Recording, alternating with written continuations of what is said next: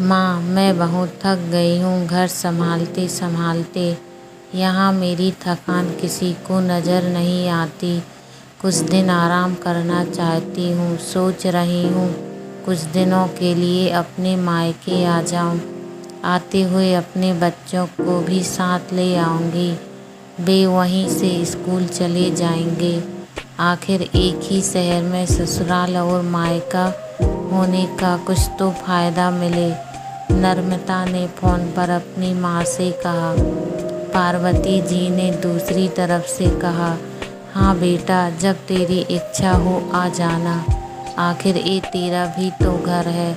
ठीक है माँ, तो मैं कल ही आ जाऊँगी। नर्मदा खुश होकर बोली, हाँ बेटा, कल आ जाओ, मैं तुम्हारा इंतज़ार करूँगी। अभी मैं फ़ोन रखती हूँ, मुझे मंदिर भी जाना है। बेचारी मेरी बेटी ससुराल में नौकरों की तरह काम करती है और उस पर कोई ध्यान ही नहीं देता। यहाँ आएगी, कुछ दिन रहेगी तो उसका मन और तबीयत अच्छे रहेंगे। सास के मुँह से ऐसी बातें सुनकर अनुपमा का चेहरा उतर गया। वह मन ही मन सोचने लगी, काश आपको मेरी थकावट भी नज़र आती। मैं भी दिन रात झाड़ू पोंछा, बर्तन, खाना बनाना, मार्केट जाना और हर काम करती हूँ, जिससे हमारे परिवार वालों को कोई दिक्कत ना हो। काश आप मुझ पर भी ध्यान दे पाती। आपकी बेटी तो जब मन में आता है तब यहाँ आ जाती है, लेकिन मैं साल में एक बार ही अपनी माँ के पास जाती हूँ, तब भी आपको प्रॉब्लम होती है। मैं भी इंसान हूँ, मेरा भी मन है, मुझे भी लगता है अपनी माँ के पास जाकर थोड़ा आराम करूँ, सुख दुख की दो चार बातें करूँ, अपना मन हल्का करूँ। भगवान, अब तुम ही कुछ करो ताकि मेरी सास को की आँखें खुलें और उसे मेरी थकावट भी नज़र आए। शाम तक भगवान ने जैसे अनुपमा की सुन ली और उसकी ननद का फ़ोन आया। ननद ने अपनी माँ से कहा कि उसकी सास ने उसे मायके आने के लिए मना कर दिया, इसीलिए इस बार वो नहीं आ सकती। पार्वती जी बोली, ऐसे कैसे मना कर दिया? पहले तो कभी वह तुम्हें आने के लिए नहीं रोकती थी, इस बार भला क्या हो गया? लाओ मेरी बात कराओ, उन्हें मैं समझाती हूँ। नर्मदा ने फ़ोन अपनी सास के पास दिया। पार्वती जी ने कहा, नमस्कार समधन जी, आपसे कुछ कहना था। समधन जी ने कहा, कहिए। दरअसल नर्मदा कल त्यौहार है, इसीलिए अपने मायके आना चाहती है। अगर आप उसे भेज दें तो अच्छा रहेगा।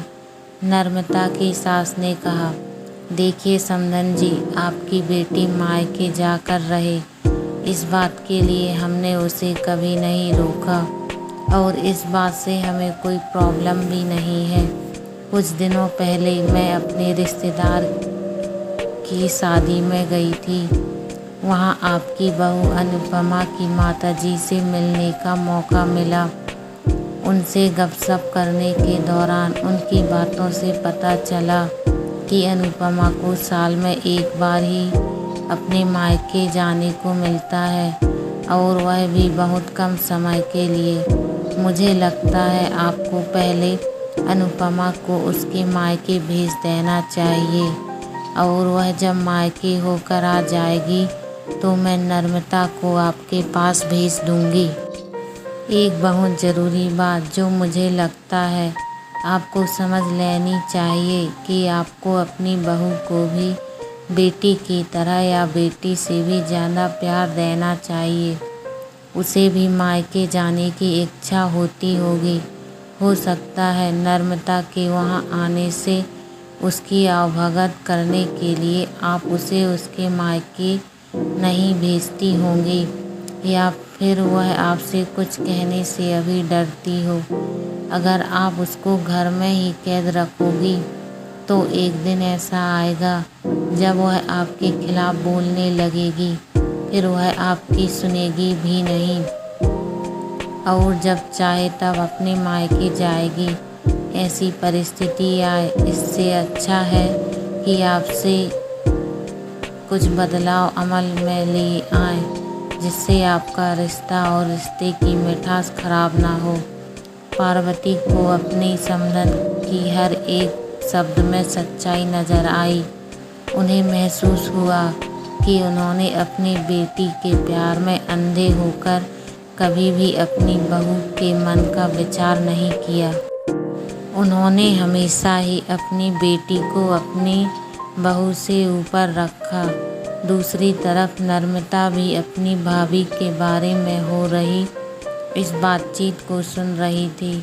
उसने भी रियलाइज़ किया कि वह कभी भी अपनी भाभी के साथ ठीक से बात नहीं करती और जब जब वह अपने मायके जाती है तो भाभी थोड़ी उदास रहती है। पार्वती जी ने अपनी बहू को बुलाया और उसे कहा कि अनुपमा कुछ दिनों के लिए नर्मदा नहीं आने वाली है, इसीलिए पहले तुम अपने मायके होकर आओ। यह सुनते ही अनुपमा का चेहरा खिल गया, क्योंकि यह पहली बार था जब उसकी सास ने सामने से उसे अपने मायके जाने के लिए कहा था। अगले दिन अनुपमा अपने मायके गई और इस बार 1-2 दिन नहीं, पूरे हफ्ते भर रहकर आई। अपने माँ बाप से, अपने रिश्तेदारों से मिलकर आई और जब वह लौट कर आई तो उसका चेहरा खिला हुआ था, उसकी आंखें चमक रही थी। अनुपमा के आने के बाद नर्मदा भी अपने मायके आई और इस बार वो खुद सामने से अपनी भाभी से खुशी खुशी मिली और अच्छे से बात की। नर्मदा ने अपनी माँ से बात करके उन्हें भी अच्छे से समझाने में मदद की कि वह कहीं ना कहीं अनुपमा के साथ गलत व्यवहार कर रहे थे। दूसरी तरफ अनुपमा अपने ससुराल वालों के बदले रवैये से बहुत खुश थी। अब वह खुशी खुशी सबका ध्यान रखती और हर काम प्यार से करती।